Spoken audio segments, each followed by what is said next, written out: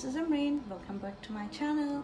Today I'm really happy because it's raining over here in Sydney, and which is very precious after the NSW fire. As you all know, that there was a high bushfire everywhere, so it was much needed.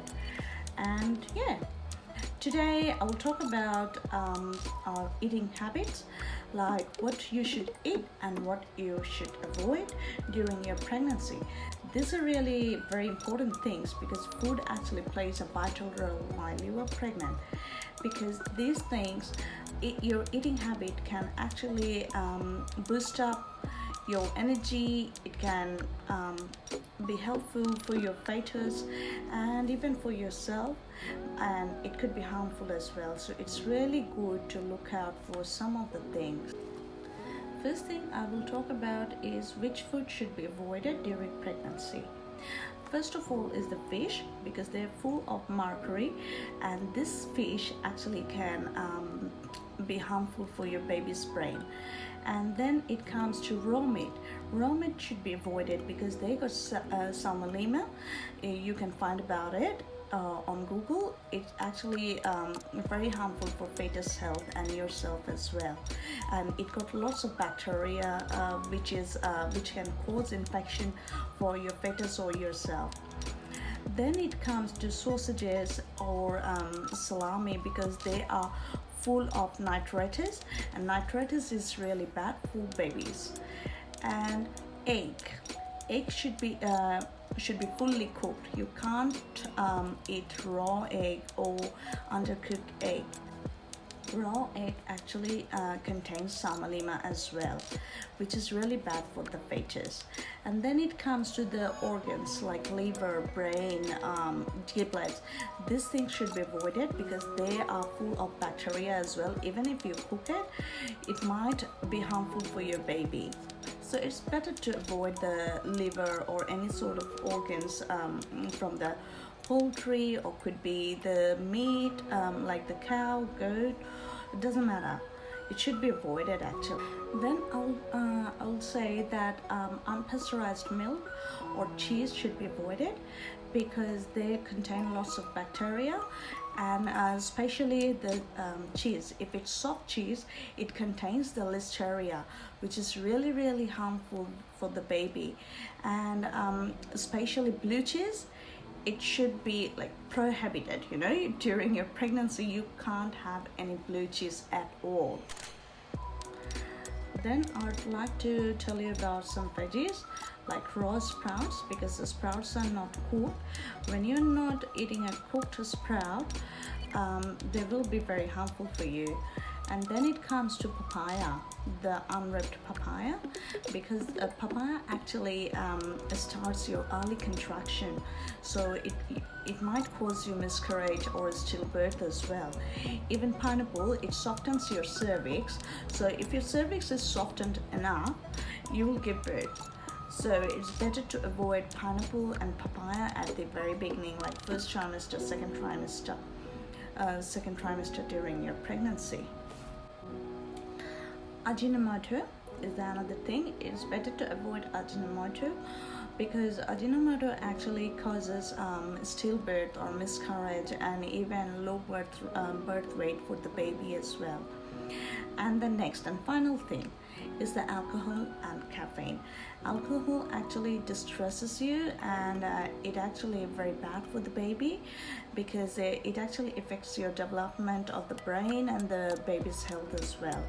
And caffeine, you can have around 200 ml of the tea in a day, but it's better to avoid the herbal tea because some of the herbal tea actually starts your early labor or contraction pain, this sort of thing. So if you're not aware about these things, it's good to avoid the herbal tea as well. And caffeine should be in a minimum way. So these are all the things it should be avoided. You can search on Google as well. There are lots of other foods which needs to be avoided, but I can say that you should eat in a minimum way. So always have a look, search on Google or YouTube. You'll find so many other things as well.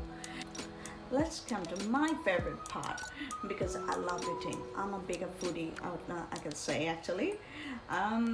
Things you can eat, or you should eat, or it can actually be helpful for your baby or for yourself. So first of all, water. Water is the most important thing, because the thing is, water actually keeps you hydrated. It helps you to fight nausea. I have severe nausea, so whenever I think about it, it makes me crazy.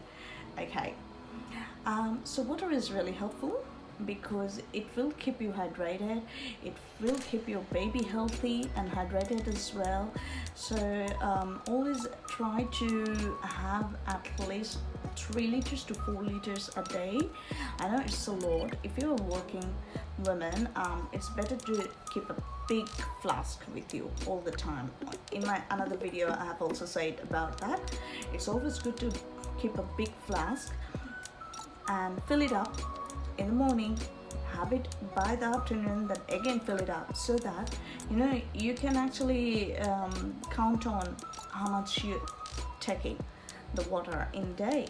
And even after coming home, like, keep a jug at your home and just pour it and have it.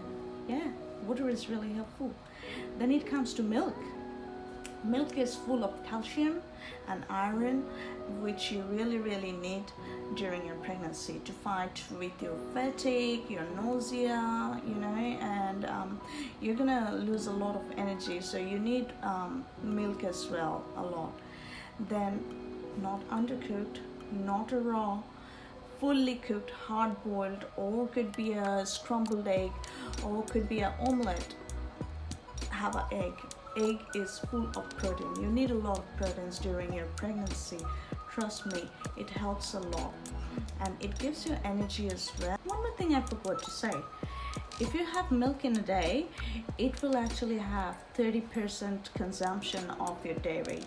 And you can also have yogurt. Yogurt is really helpful as well, and it gives you the same as the dairy products, all the nutritions and fibers and everything. If you have constipation, you can have yogurt and it will help you a lot as well. Even prune. Have prune in a day, because if you're constipated during your pregnancy, a prune, a raw prune or a prune juice can be really helpful, and it doesn't harm actually. So you can have prune during pregnancy. Then I can talk about orange. Oranges are really helpful. Doctors recommend it, but if you have gastric or if you have gas problem, it's good to avoid orange, or you can have it after your meal. It's good to have after meal so that you won't have any gas problem at all. Then comes to broccoli. Broccoli is really good because it is full of iron, and while you are pregnant, you need lots of vitamin D and lots of iron in your body to grow another life inside of you. So try to have broccoli, and it's good to have, if you can, just bake the broccolis and have it during your snack time or maybe during your meal. It's really good. Then comes to lean meat. Lean meat is full of iron and vitamin B, and vitamin B helps you to fight with nausea. So it's good to have lean meat during your pregnancy. Then we can talk about salmon. Salmon is really good, full of the fatty acid, and fatty acid actually helps to develop your brain and also eye of the baby. So it's really helpful to have the salmon. Even almond, a handful of almond a day. You know what I used to do? I used to keep a box of almond in my drawer where I used to work, and even at home, in my bedside, I used to keep almond.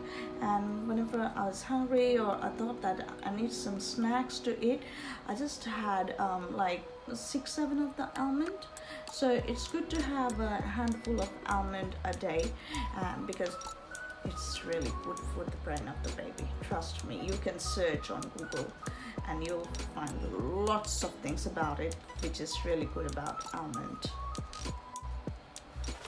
Banana is the another thing. If you can have it in the morning, that's really good, or any time of the day, doesn't matter, because it is full of potassium, which actually helps you to fight with fatigue, the pregnancy fatigue. You might be very tired or anything. It will boost you up and it will give you lots of energy to fight with any sort of nausea or sickness during pregnancy. Things to eat in your third trimester.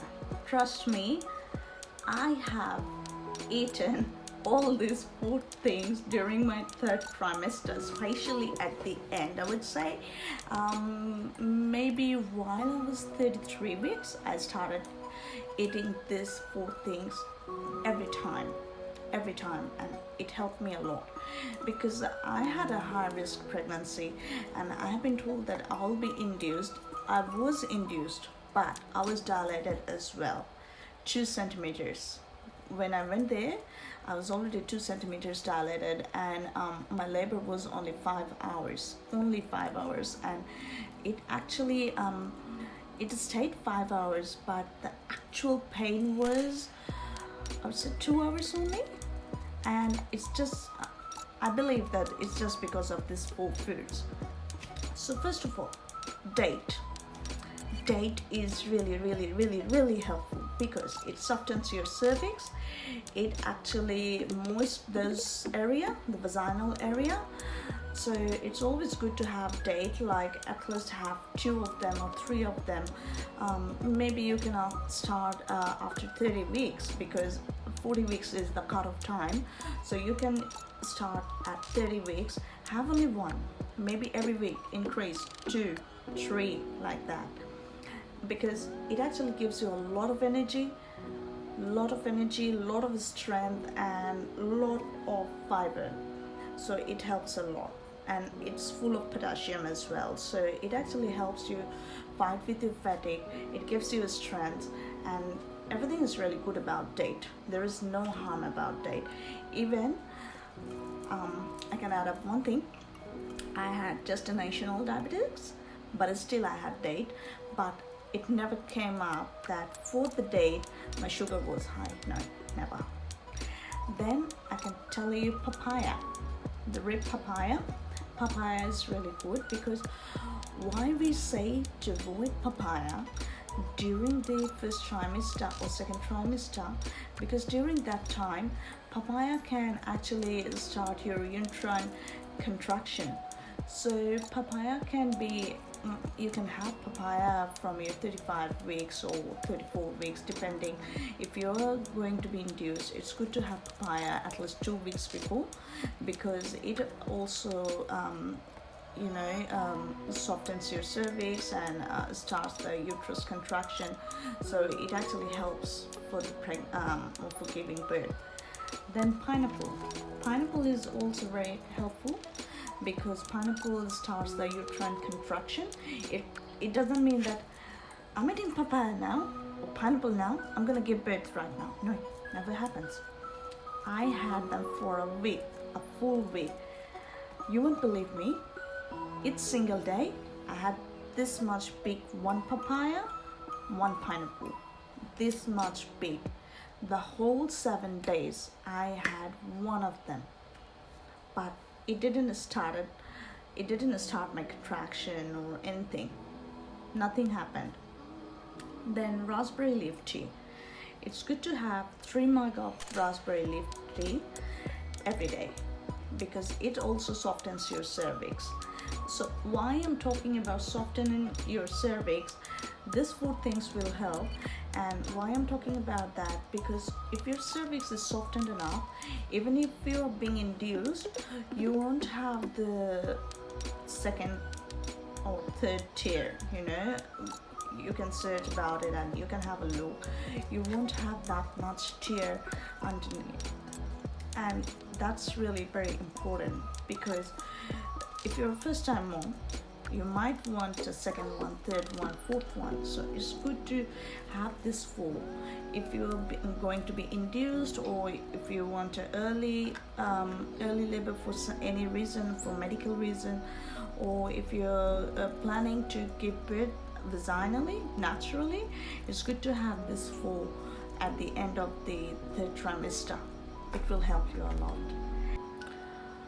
Hope it will help you a lot.